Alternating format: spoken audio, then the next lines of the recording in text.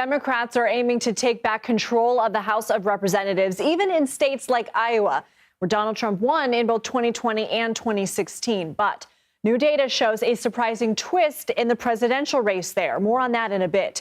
In the state's first district, incumbent Republican Mariannette Miller-Meeks is running against Democratic challenger Christina Bohannan.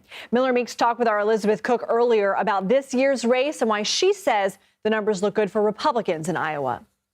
Just looking at the numbers themselves, for one of the very first times in our district, we have a Republican voter registration advantage, almost 9,000 more registered Republicans than Democrats. Joining us now is the Congresswoman's opponent in this race, Democrat Christina Bohannan. Thank you for being here. Let's talk about that twist. A recent Des Moines Register Mediacom poll has Vice President Harris polling ahead of former President Trump. Although within the margin of error, we're talking about Iowa. Is this surprising to you, and why do you think this is? No, what we are seeing in Iowa is incredible. The enthusiasm, the momentum that we have seen here and built here over the past many months is really exciting. So, and this was happening long before Vice President Harris became the nominee. So we have really built a foundation on what we did last cycle when I ran in 2022, and there is so much enthusiasm. People are just ready for change. They are ready for us to get rid of this divisive, kind of toxic brand of politics. Iowans are good, hardworking people. They don't like this division. And they also don't like when their representatives are putting the special interests and the extremes of their party and party bosses over what they should do for Iowans here in the district. So this is something that we've been seeing here for many months. There's a groundswell of enthusiasm. So we have thousands of volunteers who have knocked about 110,000 doors so far in this cycle, and we are not done yet. So this is going really well. We're very excited about the momentum we're seeing, and we're looking for a really good outcome tomorrow. You mentioned unity. If Democrats can take control of the House, how will you potentially work with a divided government? Let's say Republicans are able to flip the Senate and or take the White House.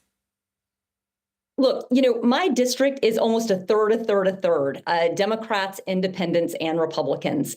And, we have got to work together here. Iowans want us to work together. I did that when I was in the state legislature, and I have a lot of really good relationships across the aisle. So I will be working very hard to reach out to Republicans and independents to see what their priorities are, how I can make Iowans' lives better across the board. We have to end this type of politics where a politician only represents their base or people who already agree with them. That is not what this job is.